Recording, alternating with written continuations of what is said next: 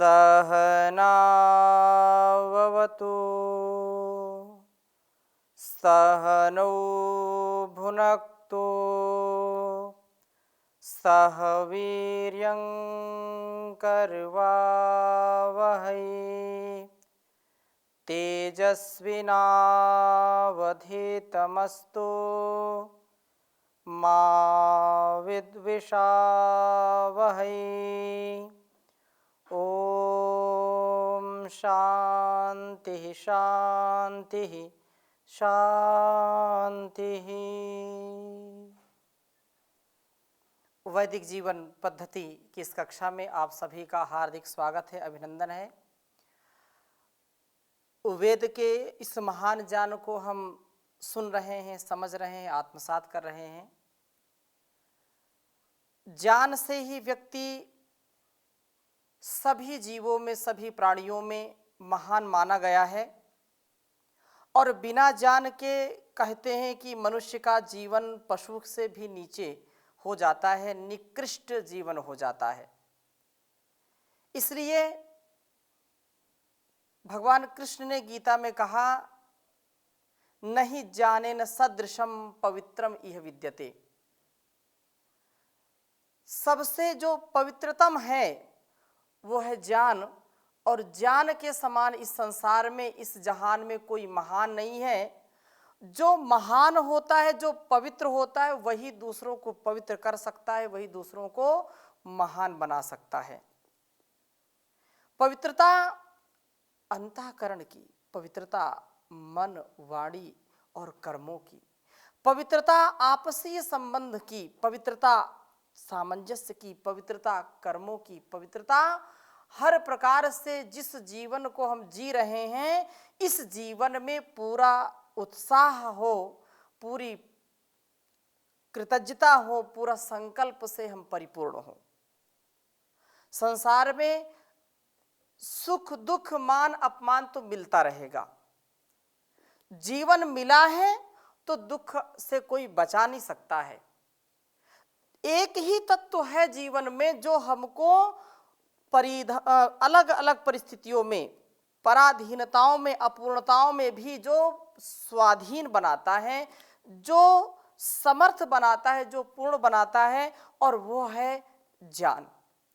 वो है आध्यात्मिक ज्ञान, वो है वेदों का ज्ञान, वो है इस वेद माता के अमृतमयी उपदेश, जिससे हम हर काल में, हर देश, हर वेश में अपने जीवन को सुंदरता से परिपूर्ण कर सकते हैं। बाल्यकाल से लेकर के अंतिम श्वास तक यदि हम उत्साह में रहना चाहते हैं, यदि हम सुखपूर्वक जीवन को व्यतीत करना चाहते हैं, यदि हम व्यवहार के धरातल पर खरी कसौटी में खरे उतरना चाहते हैं, हर संबंधों में अपने आप को ऊंचे उठा करके जीना चाहते हैं, सर उठा करके जीना चाहते हैं, अपने जीवन में बेदाग जीवन जीना चाहते हैं, तो वेद ज्ञान को आत्मसात करना पड़ेगा। और वेद ही हमको सब संकीर्णताओं से, सभी प्रकार की पराधीनताओं से ऊपर उठाते हैं। जो पूर्ण वैज्ञानिक है, जो सत्य है, वो तथ्य, हम इसको आत्मसात करें और जीवन को सुंदरता से परिपूर्ण करें। वासनाओं से बचने का एक ही उपाय है कि वेद के ज्ञान को हम धारण करें और उपासना में लग जाएं। उपासना से अपने जीवन को सुंदर, सरल, सहज, समरस बनाने का प्रयास करें। वासनाओं के कारण व्यक्ति का जीवन जो महान बनना चाहिए वो शमशान बन जाता है। और बहुत ही सुंदर आज का वेद मंत्र है। कहा है कि यह जो वासना है, यह वासना वास्तव में हमारे जीवन को नष्ट करने का काम करती है। वासना से हम बचें, इसके लिए यहाँ प्रार्थना की गई है कि वासनाओं का स्थान हमारे जीवन में ना हो, वासनाओं का स्थान हमारे अस्तित्व में ना हो, वासनाओं का स्थान तो शमशान में हो। मैं वेद मंत्र लिखता हूँ, फिर इसकी चर्चा आपके समक्ष करता हूँ। ओम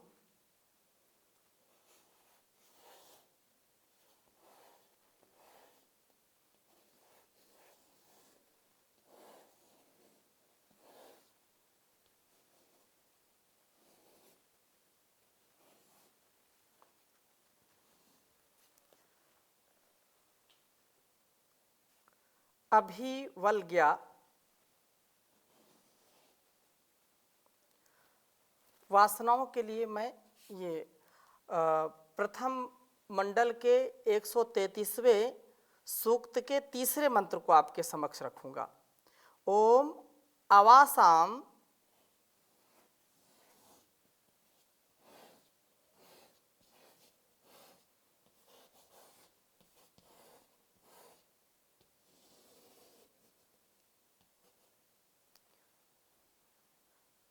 मघवंजहि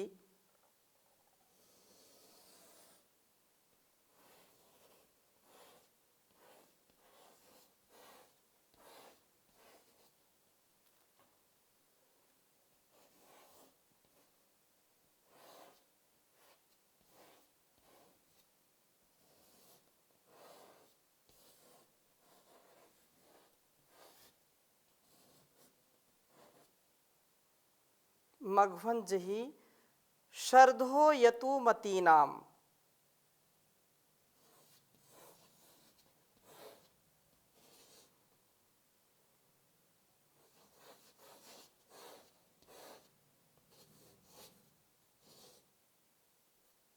शर्धो यातुमतीनाम।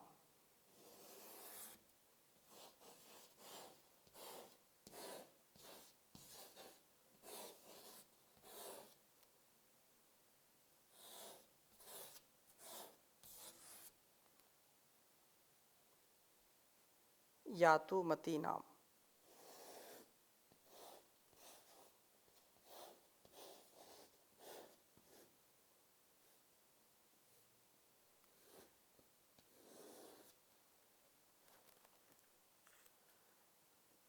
वलय स्थान के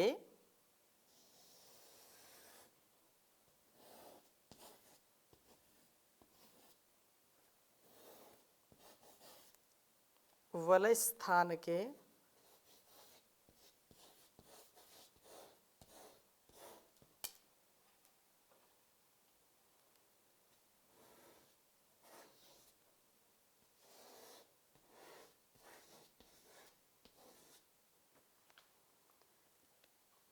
अर्म के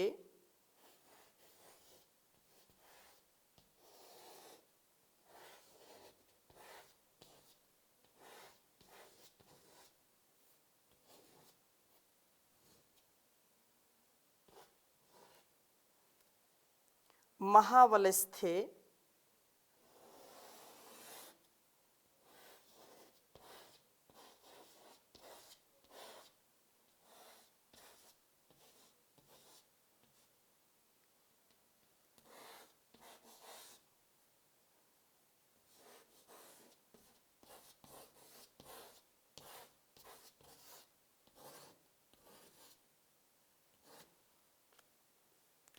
महावलस्थे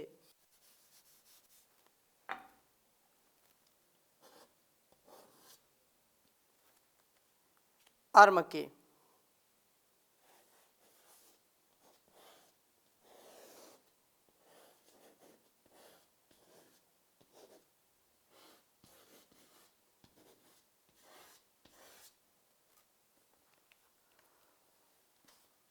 मंत्र का उच्चारण इस प्रकार से है। ओम आवासाम मघवंजहि शर्धो यातुमतीनाम वलयस्थान के अर्म के महावलस्थे अर्म के। ओम आवासाम मघवंजहि शर्धो यातुमतीनाम वलयस्थान के अर्म के महावलस्थे अर्म के। आवासाम मघवंजहि शर्धो यातुमतीनाम वलयस्थान के अर्म के महावलस्थे अर्म के। भावार्थ समझने का प्रयास करेंगे। इसके पहले वाले मंत्र में अर्थात ऋग्वेद के प्रथम मंडल के 133वें सूक्त के दूसरे मंत्र में कहा था कि वासनाओं का शिरश्छेदन किया जाए।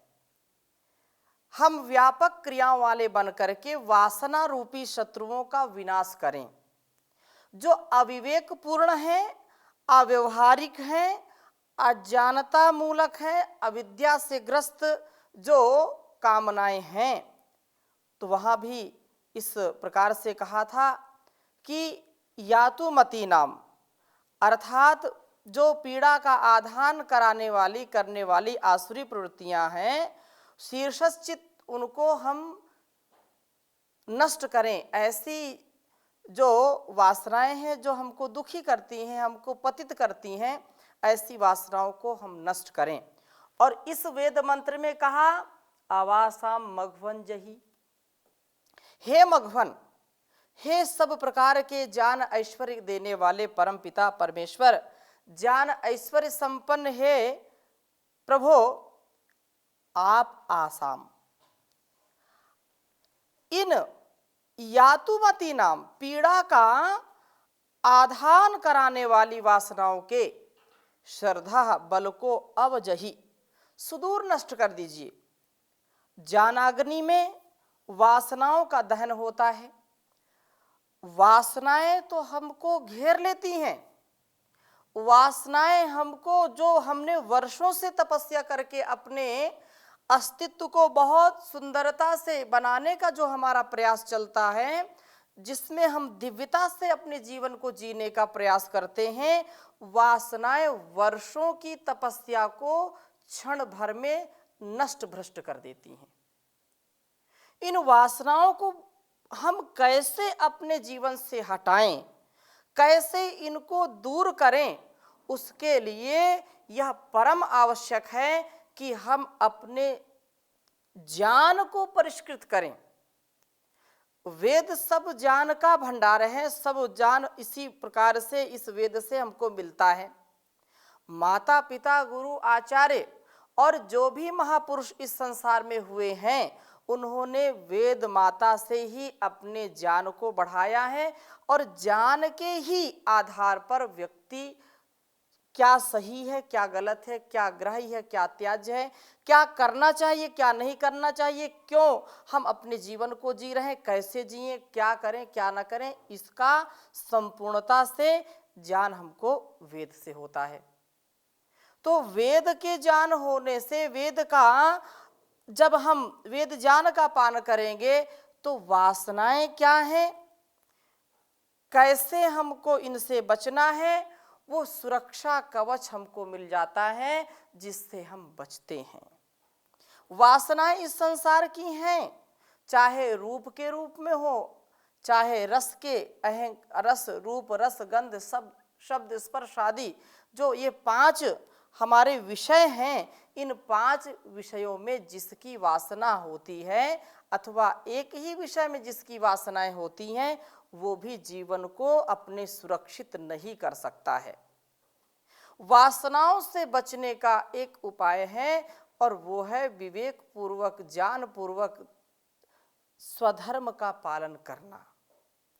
बहुत सुंदर भर्तृहरि ने लिखा, कुरंग मातंग पतंग भृंगा मीना हता पंचभिरेव पंच, एकः प्रमादी सकथम न हन्यात् यह सेवते पंचभिरेव पंच।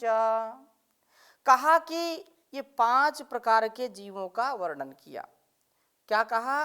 कुरंग मातंग पतंग भृंगा मीना, ये 5 अर्थात हाथी, हिरण, भौरा और शलभ जो पतंग होता है, जो पतंगा होता है, और मछली, 5 प्रकार के जीव बताए और 5 प्रकार के विषय हैं।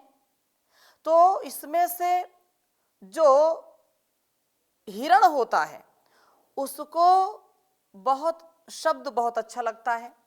शब्द वो सुन करके बांसुरी बजाता है, जाकर के जंगल में शिकारी या गुनगुनाता है, गीत गुनगुनाता है, और हिरण उसको सुनने के लिए उसके पास आता है।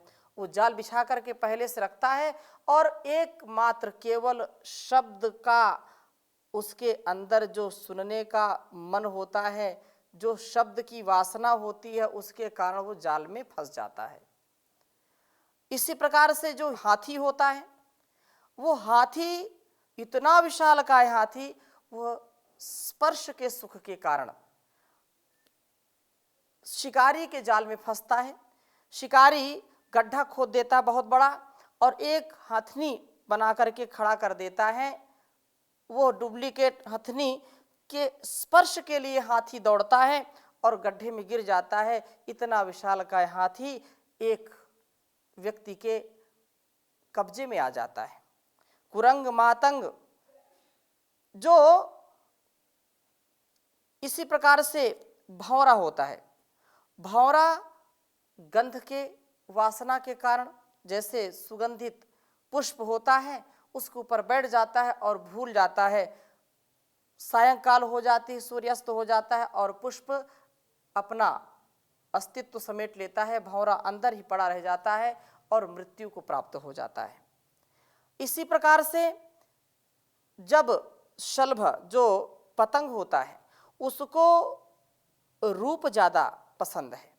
रूप अर्थात जो प्रकाश होता है, तो जब बड़े बड़े दीपक जलते हैं या ट्यूबलाइट जलती है, हाइलोजन जलते हैं, तो जितना अधिक प्रकाश होता है उतनी मात्रा में उसमें पतंगे आते हैं और उसको प्राप्त करना चाहते हैं, जिसके कारण उनको मृत्यु का मुख देखना पड़ता है। और जो मछली होती मीना हता पंच अभिरेव पंचा, जो मीन होती मछली होती उसको स्वाद, उसको रस में बड़ा उसको वासना है, उसमें रसना की वासना में वो फंस जाती है। कोई शिकारी बंसी लगाता है तालाब में और मांस का टुकड़ा लगाता है या कुछ और लगा देता है, उसको खाने के चक्कर में मछली जाकर के दबोचती है उसको और उसमें जाल में फंस जाती है, कांटा फंस जाता है। अलग अलग प्रकार से ये 5 प्रकार के जीव बताए और 5 प्रकार की वासनाओं के विषय में बताया। तो कहा कि ये जो 5 जीव हैं केवल एक एक में ही इनकी आसक्ति है, एक एक में ही ये फंस जाते हैं, अपने जीवन को समाप्त करते हैं अथवा पराधीन हो जाते हैं। परंतु एकः प्रमादी सकथम न हन्याद यह सेवते पंचभिरेव पंचा। ये 5 जीव एक एक विषय के आसक्ति में रहते हैं, लेकिन मनुष्य रूपी जो पशु है ये एकः प्रमादी, वो प्रमादी ऐसा है कि पांचों के पांचों विषय में आसक्त है। जब उसको भोजन मिलता है सुस्वादु तो उसी के चक्कर में रहता है, अच्छे अच्छे शब्द सुनना चाहता है, अच्छे रसना, अच्छे गंध, अच्छे जो है स्पर्श, ये इसी के आकर्षण में फंस जाता है। तो इसको कौन बचा सकता है? अर्थात संसार में इसका कोई भी उद्धार करने वाला नहीं। एका प्रमादी सब कथम न हन्यात यह सेवते पंच अभिरेव पंचा। पांचों के पांचों विषयों में जिसकी गति हो जाए, पांचों की पांचों विषयों में जिसकी वासना हो, उसको ब्रह्मा जी भी आ जाए तो भी बचा नहीं सकते हैं। परंतु एक यहाँ पर तथ्य है, एक सत्य है कि हम इस संसार में आए हैं, हमारा अटैचमेंट तो होता है, लेकिन complete attachment with complete detachment in person, in place, in thing.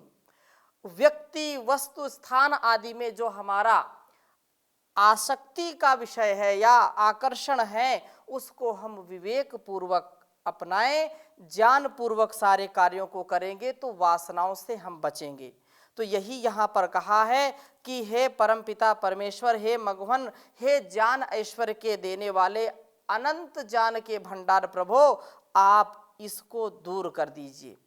जो यह वासना है हमारे अंदर, इसको ज्ञान अग्नि से भस्म कर दीजिए। ज्ञान की अग्नि से हमारे काम, क्रोध, लोभ, मोह, ईर्ष्या, द्वेष को भस्म कर दीजिए, इसको दग्ध कर दीजिए।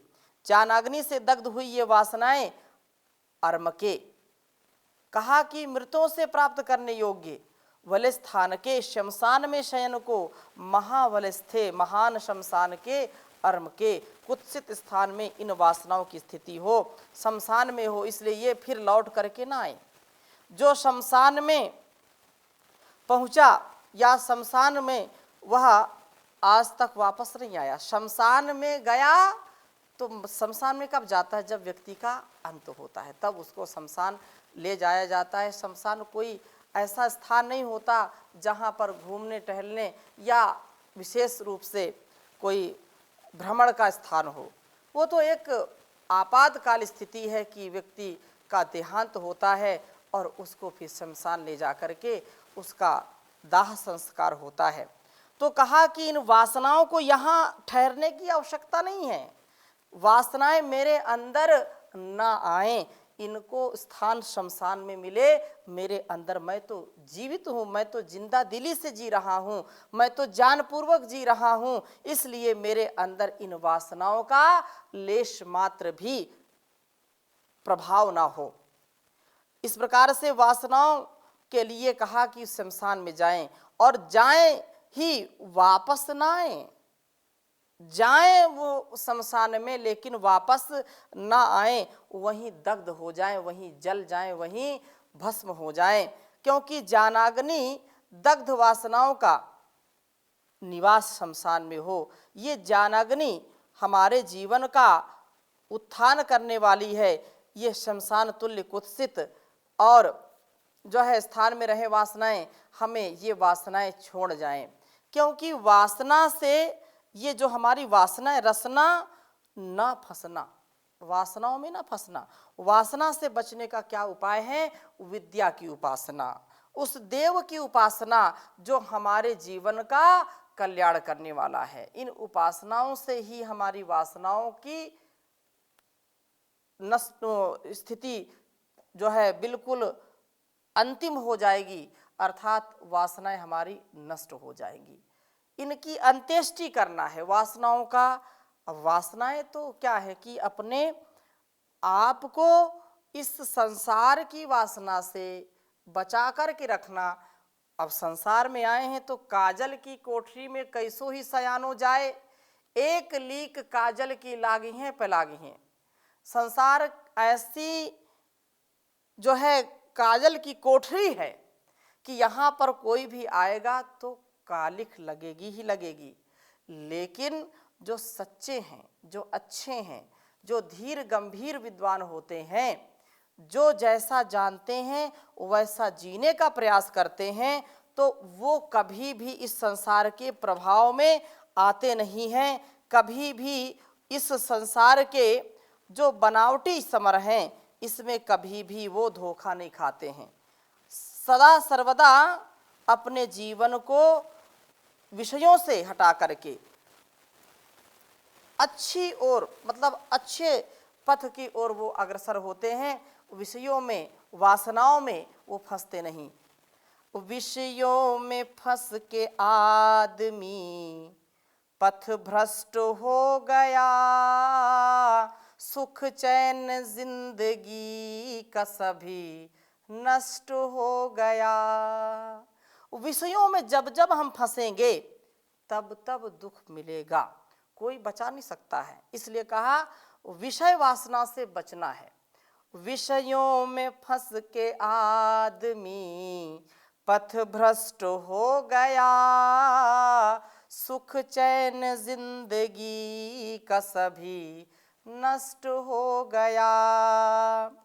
कितने महत्व का मिला मानव शरीर था, कितने महत्व का मिला मानव शरीर था, कर मस्तियों में खो दिया मसला गंभीर था।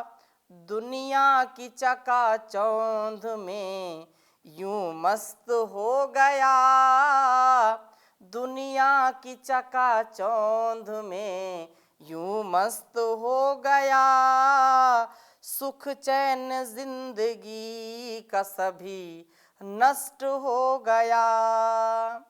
कब से भटक रहा है बिलखता इधर उधर, कब से भटक रहा है बिलखता इधर उधर, और खा रहा है ठोकरे दर बदर। कमजोर के सर पर सवार कष्ट हो गया, सुख चैन जिंदगी का सभी नष्ट हो गया। उद्देश्य के बिना भला यह क्या है जिंदगी, और आएगी हाथ अंत में क्यों ना ये शर्मिंदगी, करतूत से तो हाल यही स्पष्ट हो गया। सुख चैन जिंदगी का सभी नष्ट हो गया। मंजिल का पता पथिक को कुछ भी न जात है, इतना भी नहीं जानता कि दिन है या रात है। किस्मत का सूर्य जगमगा के अस्त हो गया। विषयों के चक्र में फंस के आदमी पथ भ्रष्ट हो गया। सुख चैन जिंदगी का सभी नष्ट हो गया। तो वासना रूपी चक्कर में जो आएगा वो कभी भी उन्नति नहीं पाएगा।